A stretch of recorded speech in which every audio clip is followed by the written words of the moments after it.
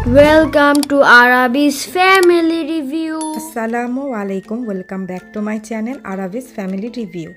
আজকে আমি আপনাদের জন্য ঠান্ডা ঠান্ডা cool simple and homemade recipe নিয়ে আসছি।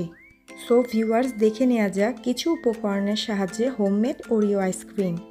প্রথম স্টেপে একটি ফ্রাই প্যানে তরল দুধ নিয়ে নিচ্ছি হাফ কাপ পরিমাণ।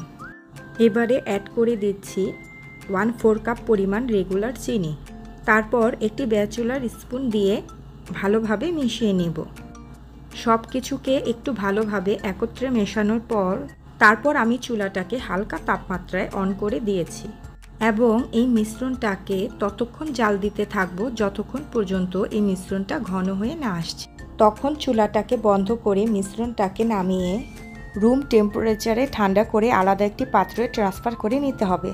প্রথমে আমরা 2 প্যাকেট ওরিও বিস্কুট নিয়ে নিই। এই রেসিপির জন্য 12 বা 15টা বিস্কুট নিলেই হবে। তারপর প্যাকেটগুলো আনপ্যাক করে একটি বলের মধ্যে সবগুলো বিস্কুট নিয়ে নিই।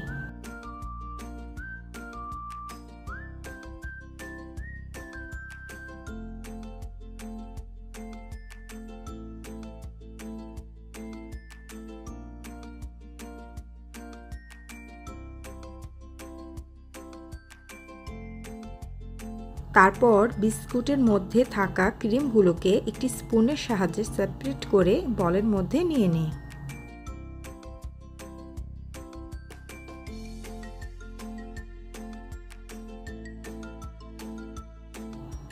ক্রিমগুলো আলাদা করার পর নেক্সট স্টেপে বিস্কুটগুলোকে ক্রাশ করে নেব। আমি এখানে অল্প অল্প করে সবগুলো বিস্কুটকে ক্রাশ করে নেব।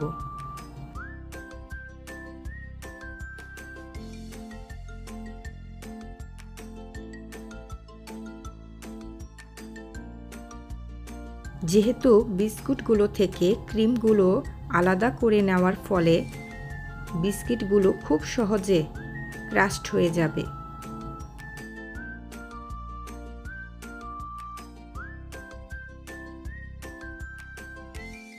বিস্কিটগুলো ক্রাস্ট হওয়ার পর একটি বলের মধ্যে রেখে দেই। তারপর একটি পরিষ্কার পাত্রে 2 কাপ পরিমাণে ভিভো ক্রিম নিয়ে 30 মিনিট পর্যন্ত বিট করে নেব।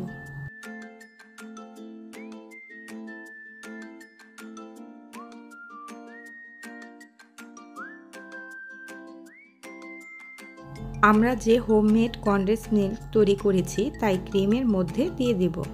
তারপর আমি বিস্কুট থেকে বের করা ক্রিমগুলো এর মধ্যে অ্যাড করে দেব। এখন আমি ভালোভাবে সবগুলো উপকরণকে একসাথে মিক্স করে নেব।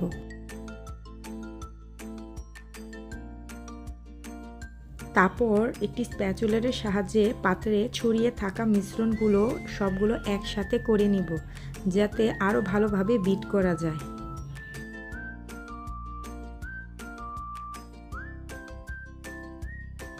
এভাবে বিট করতে করতে যখন মিশ্রণটি ঠিক হয়ে যাবে তখনই বুঝতে হবে যে মিশ্রণটি রেডি হয়ে গিয়েছে। এরপর ক্রাস্ট করে রাখা বিস্কুটগুলো মিশ্রণটির মধ্যে দিয়ে দেব। তারপর একটি স্প্যাচুলারের সাহায্যে মিশ্রণটিকে ভালোভাবে মিক্স করে নেব। সবগুলো মিশ্রণ ভালোভাবে মিক্সড হয়ে গিয়েছে। দেখেন স্ট্রাকচারটা কি সুন্দর ক্রিমি ভাব এসেছে। এবার আপনি মিশ্রণটি যে পাত্রে সেট করবেন সে পাত্রে ব্যাটারটুকু সবগুলো দিয়ে দিবেন। তারপর আমি স্প্যাচুলারের সাহায্যে মিশ্রণটিকে ভালোভাবে সেট করে নেব। এই মিশ্রণটাকে সুন্দর করে ডেকোরেশন করার জন্য উপর থেকে অল্প পরিমাণে বিস্কুটের ক্রাস্ট দিয়ে দেব।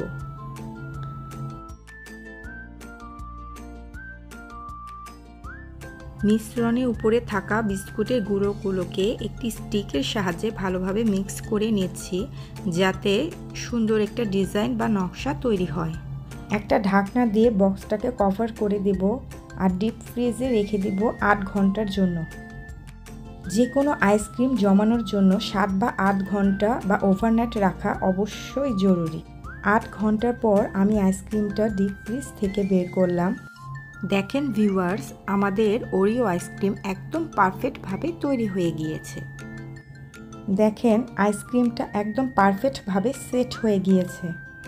বাড়িতে কোনো পার্টি থাকে বা গেস্ট আসার কথা থাকে তো আপনারা অবশ্যই ওরিও আইসক্রিম বানিয়ে সার্ভ করতে পারেন। তৈরি হয়ে গিয়েছে খুব অল্প সময়ে হোমমেড ওরিও আইসক্রিম। এই গরমের মধ্যে ছোট বড় সবারই পছন্দ আইসক্রিম। সো দেরি না করে অল্প উপকরণের মাধ্যমে হোমমেড তৈরি করে নিতে পারেন ওরিও আইসক্রিমের রেসিপিটি। সো ভিউয়ার্স, আমার রেসিপিটা যদি আপনাদের ভালো লেগে থাকে তো অবশ্যই subscribe my channel, like comment share my video. ভালো থাকেন, সুস্থ থাকেন, আরাবিস ফ্যামিলি রিভিউর সাথে থাকেন। আসসালামু আলাইকুম।